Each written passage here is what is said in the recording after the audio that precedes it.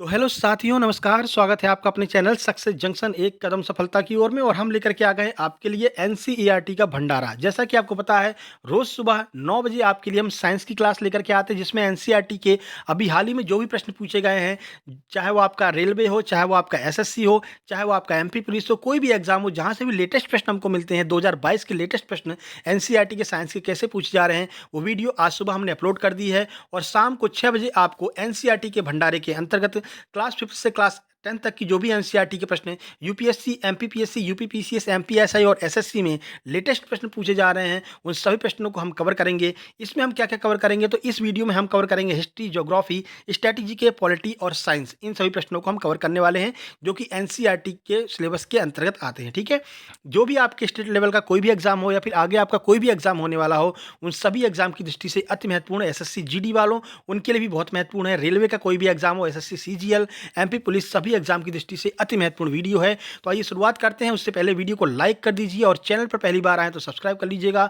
और इस वीडियो को खत्म होते ही सुबह जो हमने 9 बजे अपलोड की है स्पेशल साइंस की एनसीईआरटी, उसको भी जाकर के जरूर देख लीजिएगा, क्योंकि आपको पता है साइंस का जो लेवल है अब वो एनसीईआरटी लेवल का ही पूछा जा रहा है। तो जो लेटेस्ट प्रश्न है उनको ही हमें कवर करना है, जो 2022 में इन एग्जामों में पूछे गए हैं। आइए शुरुआत करते हैं। पहला प्रश्न देखते हैं। तो पहला प्रश्न है, अंकोर वाट का जो विष्णु मंदिर है वो कहाँ पर स्थित है? ये आपको 9th की एनसीईआरटी में देखने को मिल जाएगा। श्रीलंका में, कंबोडिया में, यूनान में या फिर मिस्र में? कहाँ पर है अंकोर वाट का विष्णु मंदिर? और ये हाल ही में जो भी एग्जाम हुए हैं उन एग्जाम्स में ये प्रश्न पूछे गए हैं। देखिए, सही आंसर इसका बी, यानी कि कंबोडिया में अंकोर वाट का विष्णु मंदिर है। कुछ जानकारी देख लेते हैं। तो अंकोर वाट का विष्णु मंदिर कंबोडिया में स्थित है। यह मंदिर भगवान विष्णु को समर्पित है। इस मंदिर का निर्माण किसने कराया था? तो सूर्यवर्मन द्वितीय के द्वारा इस मंदिर का निर्माण भी कराया गया था। देखिए, देखने में आपको ये 20 प्रश्न लगेंगे, लेकिन जैसे ही जैसे इसकी आप मतलब डिस्क्रिप्शन इसके और पढ़ते जाएँगे, जो हम आपको एक्स्ट्रा फैक्ट बता रहे हैं, तो कुल मिलाकर के लगभग 40 से 55 प्रश्नों को हम यहाँ पर कवर करने वाले हैं, ठीक है? तो वीडियो में अंत तक बने रहिएगा। एनसीईआरटी के महत्वपूर्ण प्रश्न आपके लिए हम लेकर के आए हैं। लगातार ये प्रश्न लेकर के आएँगे, बस आपके सपोर्ट की आवश्यकता है। वीडियो को लाइक कीजिए, अपने दोस्तों के पास शेयर कर दीजिएगा। देखिए, अगला प्रश्न, गदर पार्टी की स्थापना कब हुई थी? 1923 में, 1919 में, 1913 में या फिर 1885 में? आइए आंसर देखें। प्रश्न का सही आंसर है सी, यानी कि 1913 में गदर पार्टी की स्थापना हुई थी। कुछ फैक्ट देख लेते हैं। तो गदर पार्टी की स्थापना 1913 में कहाँ पर हुई थी? याद रखिएगा, सैन फ्रांसिस्को में हुई थी। ये प्रश्न पूछा जाता है, गदर पार्टी की स्थापना कहाँ पर हुई थी? इसके संस्थापक कौन है? तो लाला हरदयाल और सोहन सिंह भाखना जो हैं वो इसके संस्थापक रहे हैं। इस पार्टी का उद्देश्य था अंग्रेजी साम्राज्य को समाप्त करना। ये इस पार्टी का उद्देश्य था। आगे बढ़ते हैं।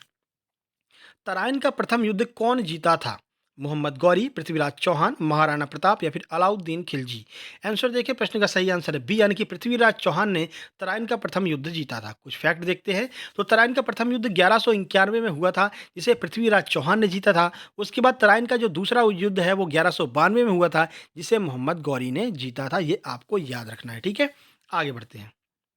देखिए, अभी हाल ही में एक फ़िल्म भी आई है ना, पृथ्वीराज चौहान, तो ये थोड़ा चर्चा का विषय है, तो एग्ज़ाम में पूछा जाता रहता है। इलाहाबाद से हल्दिया तक कौन-सा राष्ट्रीय राजमार्ग गुजरता है? भूगोल का प्रश्न है। जलमार्ग 1, जलमार्ग 2, जलमार्ग 3 या फिर इनमें से कोई नहीं। जलमार्ग आपसे पूछा जा रहा है, नेशनल हाईवे नहीं पूछा जा रहा है, ठीक है? नेशनल वाटरवे पूछा जा रहा है। आंसर देखिए, सही आंसर है ए, यानी कि जलमार्ग नंबर 1 जो है वो इलाहाबाद से हल्दिया तक जाता है। 2 ही प्रश्न जलमार्गों से पूछे जाते हैं। एक जलमार्ग क्रमांक 1 और एक जलमार्ग क्रमांक 2। दोनों को हम देख लेते हैं। जलमार्ग क्रमांक 1 जो है वो गंगा और हुगली नदी पर स्थित है, जो इलाहाबाद से हल्दिया तक विस्तारित है, ठीक है? जलमार्ग क्रमांक 2 की बात करें तो ब्रह्मपुत्र नदी पर स्थित है, जो सादिया से धुबरी तक है। यही प्रश्न आपसे पूछा जाता है, जलमार्ग 1 और जलमार्ग 2। वीडियो पसंद आ रही तो मेरे भाई वीडियो को लाइक कर दीजिए, क्योंकि बाद में आप भूल जाते हैं। अभी वीडियो को लाइक कर दीजिए। एक लाइक करने में आपका क्या जा रहा है ना? कोई रिक्वेस्ट करता है तो मान लेना चाहिए, एक लाइक कर देना चाहिए। आगे बढ़ते हैं। बुझे हुए चूने में क्लोरीन गैस प्रवाहित करने पर क्या बनता है? नाइट्रोजन ऑक्साइड, नाइट्रस ऑक्साइड, विरंजक चूर्ण या फिर NaCl? आइए आंसर देखें। प्रश्न का सही आंसर है सी, यानी कि विरंजक चूर्ण बनता है। सुबह वाली क्लास में थोड़ा सा यहाँ पर गलती हो गई है। याद रखिएगा, सुबह वाली क्लास में मैंने आपको बताया था कि इसमें ऑक्सीजन प्रवाहित करते हैं, लेकिन याद रखिए विरंजक चूर्ण बनाने में बुझे हुए चूने पर क्लोरीन गैस प्रवाहित की जाती है। जिन लोगों ने भी सुबह नोट्स बनाया है, थोड़ा सा अपडेट कर लीजिएगा, वहाँ पर ऑक्सीजन हटा करके क्लोरीन गैस कर दीजिएगा, ठीक है? देखिए, बुझे हुए चूने में क्लोरीन गैस प्रवाहित करने से विरंजक चूर्ण का निर्माण होता है। CaOCl2 विरंजक चूर्ण का सूत्र होता है, ठीक है? इसीलिए इस प्रश्न को हमने यहाँ पर कवर किया है। प्रश्न आपको एक भी गलत नहीं बताया जाएगा, याद रखिएगा। कहीं न कहीं हम उसको आपको बता देंगे, कहीं भी मिसप्रिंट भी होता है तो वो हम आपको यहाँ पर कवर करा देंगे, ठीक है? एकदम लेटेस्ट प्रश्न हैं ये सारे के सारे। आगे बढ़िए।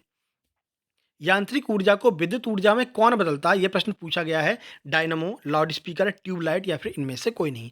आइए आंसर देखें। प्रश्न का सही आंसर है ए, यानी कि जो डायनामो है वो यांत्रिक ऊर्जा को विद्युत ऊर्जा में बदलता है। कुछ बाकी के ऑप्शन को देख लेते हैं। तो यांत्रिक ऊर्जा को विद्युत ऊर्जा में डायनामो बदलता है। विद्युत ऊर्जा को प्रकाश ऊर्जा में कौन बदलेगा? तो ट्यूबलाइट और बल्ब जो है वो विद्युत ऊर्जा को प्रकाश ऊर्जा में बदलते हैं। ट्यूबलाइट और बल्ब में विद्युत पहुंचती है, फिर वो प्रकाश करती हैं। तो ऐसे याद रखिएगा, विद्युत ऊर्जा को प्रकाश ऊर्जा में कौन बदलता है? ट्यूबलाइट और बल्ब। विद्युत ऊर्जा को ध्वनि ऊर्जा में कौन बदलेगा? तो लाउड स्पीकर। अब जब भी आप रामायण वगैरह करवाते हैं तो लाउड स्पीकर लगाते हैं, वो क्या करता है? तो विद्युत ऊर्जा को क्या करता है? ध्वनि ऊर्जा में परिवर्तित कर देता है। ठीक है, इसका आंसर ए हो जाएगा। आगे बढ़िए। रेमन मैग्सेसे अवार्ड प्राप्त करने वाले पहले भारतीय कौन थे? रविंद्रनाथ टैगोर, महात्मा गांधी, आचार्य विनोबा भावे या फिर राजा राम मोहन राय। आंसर देख लीजिए, सही आंसर है सी, यानी कि आचार्य विनोबा भावे जो है उनको सबसे पहले रेमन मैग्सेसे अवार्ड प्राप्त हुआ था। कुछ अतिरिक्त जानकारी देखते हैं। तो रेमन मैग्सेसे अवार्ड प्राप्त करने वाले पहले भारतीय आचार्य विनोबा भावे हैं। ठीक है, और प्रथम सत्याग्रही भी कौन थे? तो वो भी जो है आपके आचार्य विनोबा भावे थे। ये भी आपको याद रखना है। इस अवार्ड को एशिया का नोबेल पुरस्कार भी कहते हैं। किसे? रेमन मैग्सेसे को। यह अवार्ड फिलीपींस की राजधानी मनीला में दिया जाता है। ठीक है, चलिए। राष्ट्रीय चावल अनुसंधान केंद्र कहाँ पर है? वो भी आपका मनीला में स्थित है। आगे बढ़ते हैं। जीवों का पंच जगत वर्गीकरण किसने दिया था? टेंसले ने, आर एच विटेकर ने या फिर कैरोलस लीनियस ने या अर्नेस्ट हैक्कल ने। आंसर देखिए, प्रश्न का सही आंसर है बी, यानी कि आर एच विटकर ने जो है जीवों का पंच जगत वर्गीकरण दिया था। देखिए, तो कैरोलस लीनियस द्विनाम पद्धति दिया था। कैरोलस लीनियस ने, याद रखिएगा प्रश्न पूछा जाता है। टेंसले ने इकोसिस्टम दिया था और अर्नेस्ट हैक्कल ने जो है वो इकोलॉजी दिया था। तो एक ही प्रश्न में चारों ऑप्शन को हमने यहाँ पर कवर कर लिया है। ठीक है, आगे बढ़ते हैं। अंतर्राष्ट्रीय ओलंपिक कमेटी का मुख्यालय कहाँ स्थित है? लुसाने में, जिनेवा में, न्यूयॉर्क में या फिर लियोन में। आइए आंसर देखें। प्रश्न का सही आंसर है ए, यानी कि लुसाने में अंतर्राष्ट्रीय ओलंपिक कमेटी का मुख्यालय स्थित है। देखिए, अंतर्राष्ट्रीय ओलंपिक कमेटी की स्थापना कब हुई थी? तो 23 जून 1984 को अंतर्राष्ट्रीय ओलंपिक कमेटी की स्थापना हुई थी। डब्ल्यूएचओ का मुख्यालय जिनेवा में है। इंटरपोल का मुख्यालय लियोन फ्रांस में स्थित है और यूनिसेफ का मुख्यालय जो है वो न्यूयॉर्क में स्थित है। ठीक है, चलिए, इसके भी चारों ऑप्शन हमने क्लियर कर लिए। आगे बढ़ते हैं। लाल सागर को भूमध्य सागर से कौन सी नहर जोड़ती है? ये आपका ज्योग्राफी का प्रश्न है, वर्ल्ड ज्योग्राफी का। सू नहर, स्वेज नहर, पनामा नहर या फिर इनमें से कोई नहीं। आंसर देखिए, सही आंसर है बी, यानी कि जो स्वेज नहर है वो लाल सागर को भूमध्य सागर से जोड़ती है और सबसे व्यस्त नहर भी मानी जाती है। तो स्वेज नहर भूमध्य सागर को लाल सागर से जोड़ती है। सू नहर की बात करते हैं तो सू नहर सुपीरियर और ह्यूरोन नदी को आपस में जोड़ती है। पनामा नहर कैरिबियन सागर और प्रशांत महासागर को जोड़ती है। तो ये भी आपके तीनों ऑप्शन एक ही प्रश्न में कवर हो गए। मैंने कहा था ना आपको, देखने में ये 20 प्रश्न लगेंगे लेकिन कम से कम आपके 40 से 50 प्रश्न एक ही वीडियो में कवर हो जाएंगे। देखिए, स्क्रीन रिकॉर्डिंग वाली वीडियो का यही फायदा है। लाइव वीडियो में बहुत सारी बात भी करने लगते हैं, फिर कमेंट भी पढ़ने लगते हैं, लेकिन जो आपकी स्क्रीन रिकॉर्ड वाली वीडियो होती है उसमें फैक्ट टू फैक्ट आपका बहुत कम समय लेते हुए बहुत ज़्यादा जानकारी दी जाती है। तो अभी वीडियो को लाइक करके चैनल को सब्सक्राइब कर लीजिए। आगे बढ़ते हैं। दुल्हस्ती, बगलिहार और सलाल परियोजना किस नदी पर स्थित है? ये आपका स्टैटिक जीके का भी प्रश्न है और ज्योग्राफी का भी प्रश्न है। झेलम पर, चेनाब पर, ब्रह्मपुत्र पर या फिर गंगा पर। कहाँ पर दुल्हस्ती, बगलिहार और सलाल परियोजना स्थित है? आइए आंसर देखिए। प्रश्न का सही आंसर है बी, यानी कि चेनाब नदी पर दुल्हस्ती, बगलिहार और सलाल परियोजनाएं स्थित हैं। ठीक है, चलिए। चेनाब नदी पर दुनिया का सबसे ऊंचा रेलवे ब्रिज भी बनाया जा रहा है। करंट अफेयर का प्रश्न है, याद रखिएगा। करंट अफेयर की भी कहेंगे आप तो हम करंट अफेयर की भी महत्वपूर्ण जो प्रश्न होते हैं उन सभी प्रश्नों को हम एक एक वीडियो करके ले आते रहेंगे। तो करंट अफेयर भी आपका साथ ही साथ में कवर होता रहेगा। देखिए, डेली करंट अफेयर हम नहीं ला सकते हैं, इतना समय नहीं रहता है, लेकिन हाँ, आप कहेंगे तो वीकली या फिर 15 दिन वाली करंट अफेयर हम आपके लिए लेकर के आते रहेंगे। और बाकी एग्जाम में जो भी करंट अफेयर पूछे गए हैं उसकी वीडियो तो हम आपके लिए लेकर के आने ही वाले हैं। आगे बढ़ते हैं। इनमें से कौन सा विधानसभा का सत्रावसान करेगा? कौन जो है वो विधानसभा का सत्रावसान करेगा? यूपी ट्रिपल एस सी पेट 2022 जो अभी 15 अक्टूबर को एग्जाम हुआ है उसका यह प्रश्न है। इससे ज़्यादा लेटेस्ट हम और क्या ला सकते हैं आपके लिए? ठीक है ना, तो लेटेस्ट प्रश्नों को ही पढ़ना है, क्योंकि पुराने प्रश्नों का जमाना अब गया, अब कोई पुराने प्रश्न नहीं पूछे जा रहे हैं।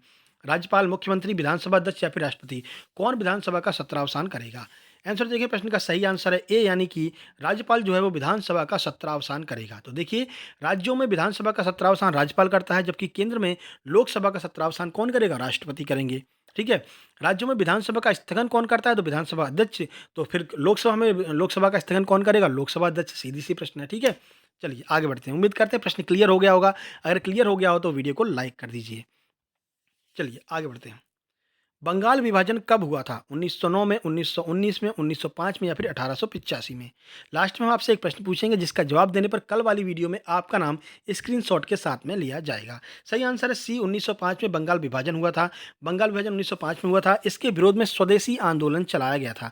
बंगाल विभाजन के समय जो अंग्रेजों का प्रतिनिधि था वो कौन था? तो लॉर्ड कर्जन जो है, जिसकी वजह से जो है बंगाल का विभाजन हुआ था 1905 में। डेट क्या रखी गई थी? तो 16 अक्टूबर जो है वो इसकी डेट रखी गई थी बंगाल विभाजन की। आगे बढ़ते हैं। इनमें से किस विटामिन की कमी से रिकेट्स नामक रोग हो जाता है? विटामिन के, विटामिन सी, विटामिन डी या फिर विटामिन ई? आइए आंसर देखें। प्रश्न का सही आंसर है सी, यानी कि विटामिन डी की कमी से रिकेट्स रोग हो जाता है। देखिए, विटामिन डी की कमी से रिकेट्स नामक रोग होता है। ये हड्डियों का रोग है, याद रखना है। विटामिन के का प्रयोग रक्त का थक्का जमाने में होता है। विटामिन सी की कमी से स्कर्वी नामक रोग हो जाता है। और विटामिन ई की कमी से जनन अंगों से संबंधित रोग होता है। तो चारों ऑप्शन आपके यहाँ पर क्लियर हो गए हैं। आगे बढ़ते हैं। अगला प्रश्न है, इनमें से कौन सी मरुस्थलीय वनस्पति है? यानी कि जो भी यहाँ पर वनस्पति दी गई है इनमें मरुस्थलीय वनस्पति कौन सी है? हेलोफाइट, जीरोफाइट, लिथोफाइट या फिर इनमें से कोई नहीं?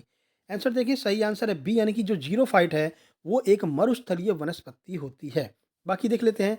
हेलोफाइट क्या है? तो एक तरह की जो लवड़ी वनस्पति है वो आपकी हेलोफाइट होती है। और लिथोफाइट एक तरह की पथरीली वनस्पति होती है जो पत्थरों पर उगती है। ठीक है, चलिए आगे बढ़ते हैं। सार्क का मुख्यालय कहाँ पर स्थित है? काठमांडू में, ग्लैंड में, वीना में या फिर मॉन्ट्रियल में? आइए इसका आंसर देखते हैं और बाकी के ऑप्शन का भी आपको बता देते हैं। सही आंसर है ए, यानी कि काठमांडू में सार्क का मुख्यालय स्थित है। तो देखिए, सार्क का मुख्यालय काठमांडू में स्थित है। इसकी स्थापना कब हुई थी? तो 1985 में इसकी स्थापना हुई थी। 10 देश इसके अंतर्गत आते हैं। ग्लैंड में किसका मुख्यालय? तो WWF का जो है वो आपका मुख्यालय कहाँ पर है? ग्लैंड में है। ठीक है। और ऑस्ट्रेलिया की राजधानी वियना में ओपेक का मुख्यालय है। याद रखिएगा, ओपेक जो है एक पेट्रोलियम वाले जो देश होते हैं उनका एक संगठन है ओपेक। तो इसकी जो हेडक्वार्टर कहाँ पर है? तो वियना में, जो कि ऑस्ट्रिया की राजधानी है। वर्ल्ड एंटी डोपिंग एजेंसी का मुख्यालय कहाँ पर है? तो मॉन्ट्रियल में वर्ल्ड एंटी डोपिंग एजेंसी का मुख्यालय स्थित है। तो चारों ऑप्शन आपके यहाँ पर क्लियर हो गए। इतनी विस्तृत में जानकारी दे रहे हैं, आपका फर्ज बनता है कि वीडियो को लाइक करके अपने दोस्तों के पास शेयर कर दीजिए, जो भी यहाँ पर तैयारी करना चाह रहे हैं। आपके बहन हैं, आपके मित्र हैं, आपके छोटे भाई हैं, सबके पास शेयर कर दीजिए। एनसीईआरटी का भंडारा शुरू हो चुका है। साइंस का भंडारा सुबह 9 बजे और जो आपका बाकी के सब्जेक्ट का भंडारा शाम को 6 बजे। आगे देखिए, सरकारिया आयोग का संबंध किससे है? बैंकिंग वाला प्रश्न आ गया आपका इकोनॉमिक्स का। बैंकिंग रिफॉर्म से है, शैक्षिक सुधार से है, टैक्स रिफॉर्म से है या फिर केंद्र राज्य संबंध से है? आंसर देखिए, सही आंसर है डी, यानी कि केंद्र राज्य संबंधों से संबंधित है सरकारिया आयोग। ठीक है। नरसिम्हा समिति का संबंध देख लेते हैं। तो बैंकिंग रिफॉर्म से किसका संबंध है? नरसिम्हा समिति का। कोठारी कमीशन का संबंध किससे है? तो शैक्षिक सुधारों से कोठारी कमीशन का है। और केलकर समिति का संबंध जो है वो टैक्स रिफॉर्म से है। तो तीनों ऑप्शन आपके और साथ ही साथ में आंसर, यानी कि चारों के चार प्रश्न यहाँ पर आपके कवर हो चुके हैं। आगे बढ़ते हैं। इनमें से किसे पावर हाउस कहा जाता है? राइबोसोम को, माइटोकॉन्ड्रिया को, लैंगरहैंस की दीपिकाओं को या फिर इनमें से कोई नहीं?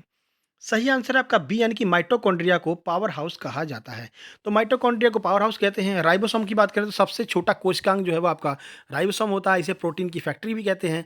और जो लैंगरहैंस की दीपिकाएं हैं वो अग्नाशय में पाई जाती हैं। कई बार लोगों को कन्फ्यूज किया है यूपीएससी ने भी, एमपीपीएससी ने भी, कि लैंगरहैंस की दीपिकाएं कहाँ पाई जाती हैं? अंडमान निकोबार में, लक्षद्वीप में, मानव के शरीर में, ऐसे करके ऑप्शन दे दिए थे। तो याद रखिए, अग्नाशय में लैंगरहैंस की दीपिकाएं पाई जाती हैं। ठीक है, चलिए आगे बढ़ते हैं। इनमें से कौन से जो हैं वो सितार वादक हैं? स्टैटिक जीके का प्रश्न है। पंडित रविशंकर, जाकिर हुसैन, उस्ताद बिस्मिल्लाह खां या फिर भजन सोपारी? चारों ऑप्शन का आंसर आपको हम बताने वाले हैं। सही आंसर इसका ए, यानी कि पंडित रविशंकर जो हैं वो सितार वादक हैं। तो बाकी के तीन ऑप्शन देखते हैं। जाकिर हुसैन का संबंध किससे है? तो तबला से है। उस्ताद बिस्मिल्लाह खां का संबंध किससे है? तो शहनाई से है। जबकि भजन सोपारी का संबंध संतूर वादन से है। तो चारों ऑप्शन आपके यहाँ पर कवर हो गए हैं।